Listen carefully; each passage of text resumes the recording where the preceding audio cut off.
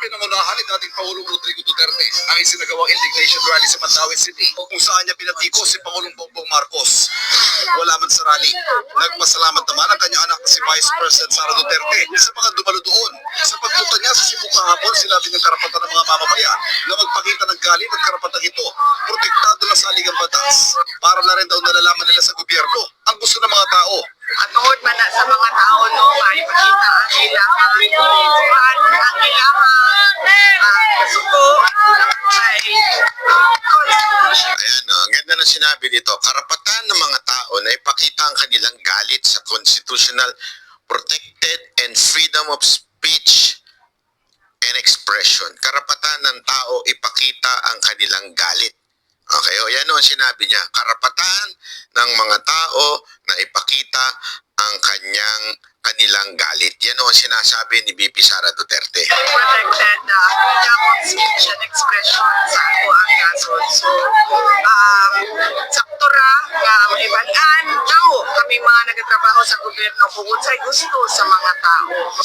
Sabi ng Malacanang Press Officer Claire Castro, Nung nalaman po ito ng Pangulo ay wala po siyang naging reaksyon dito dahil hindi nga po ito dapat nanggagaling sa pangalawang pinakamataas na leader ng bansa. pero para kay Castro, bakit daw ngayon lang ito sinasabi? Ito ha, antindi nito ha. Meron para sa presidente, meron sariling mensahe yung presidente. May sarili din siyang mensahe. Ang lupit mo, Castro. Ang lupit mo, vlogger Castro. Kasi nandyan ka, sabihin mo ang mga good news at mga proyekto ng ating pamahalaan, ng ating gobyerno. Particular yung mga particular na ginagawa ni Marcos. Pero ano ginawa mo? May sarili kang mensahe. Diba? May sarili kang mensahe. Ayan ang sarili mong mensahe. Bakit naman ngayon lang? Mas marami naman din pong nangyari nung panahon ng kanyang ama. So parang ang pag-encourage po ba niya na magalit ang tao, meron po ba itong link doon sa sinasabing destabilization? At pinapatungkulan palagi na ang taong bayan ay dapat nang kumilos laban sa gobyerno. Ang labo naman nung dapat ng kumilos. Ang linaw ho ng sinabi ni VP Sara Duterte, pinulit-ulit ko pa, karapatan ng tao na naayon. Ito linaw ayan ulitin ko ha. Para lang ayan karapatan ng mga tao na ipakita ang kanilang galit kasi constitutional protected ang freedom of speech and expression. Ano ang karapatan ng mga tao? Ipakita ang kanilang galit. Kaya ang kanilang dismaya, pagiging dismayado sa mga nangyayari sa gobyerno. Paano sinasabi mong gustong destabilize ang government? Ang layo nun. Sa pangalawang pinakamataas na leader ng bansa. Pero para kay Castro, bakit daw ngayon lang ito sinasabi? Bakit naman ngayon lang? Mas marami naman din pong nangyari nung panahon ng kanyang ama. Fake news yan. Fake news yan. Kasi Madam Vlogger, kung maraming galit nung panahon ni PRRD, yung mga kriminal doon. Galit na galit po sila dahil nawalan sila ng negosyo, nabawasan ang kita nila, at yung ibang mga kasama nila, dead ball. Ayun yung mga galit. Pero ngayon, ang mga galit, sino yung mga yun? Yung mga gutom.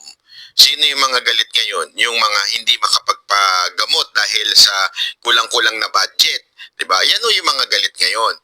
Yung mga galit ngayon, yung mga naaabuso ng ating mga kapulisan na hinahayaan lamang ng ilang mga PNP officials.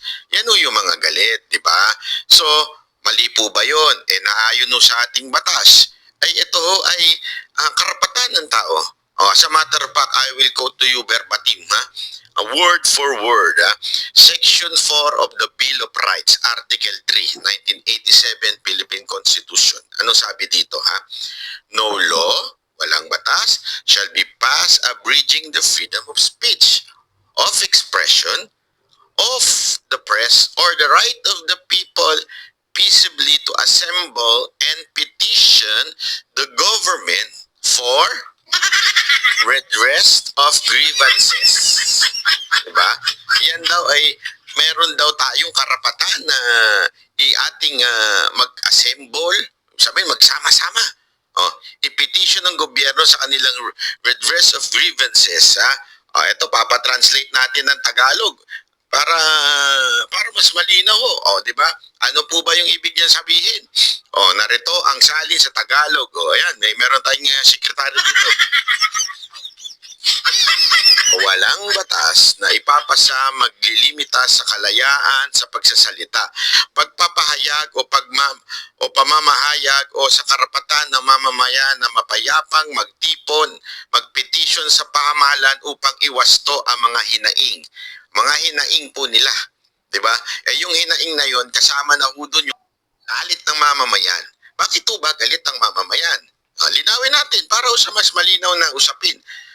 Kasalanan po ba na engganyohin ng ating Vice Presidente na ilabas ng mga kababayan natin ang kanilang galit sa gobyerno? Bakit kaya hindi magagalit? Nabudol sila. Ang pangako ng Presidente, 20 pesos na bigas. Ano nangyari? 20 pesos kada piraso ng kamatis, minsan 40. Hindi ka ba magagalit nun? Di ba? Ano pa naman tayo? We are a rice nation, ika nga. We cannot live without rice. Di ba? We can live without boyfriend and girlfriend, but we cannot live without rice. Napakahirap.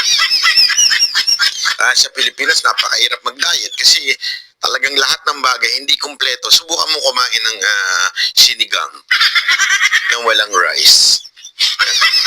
At least sa ibang bansa, di ba? Jose Castro ang pinaka-worst. Oh, worst ka pa. Ang pinakamalalang press official ng ating bayan. Mantakin mo, magtatanong siya na parang vlogger, hindi ka sigurado. Style ng mga vlogger yun. Tsaka ng mga media yan. Yeah. Pero para sa'yo, hindi ka dapat ganyan. Ito ba ay may link sa destabilization? Alam mo, gusto ko na tuloy maniwala. Gusto ko na tuloy maniwala na ikaw ay talagang hinire ni Marcos para mag-troll. Para bumanat sa mga bumabanat sa gobyerno. Yan ba talagang job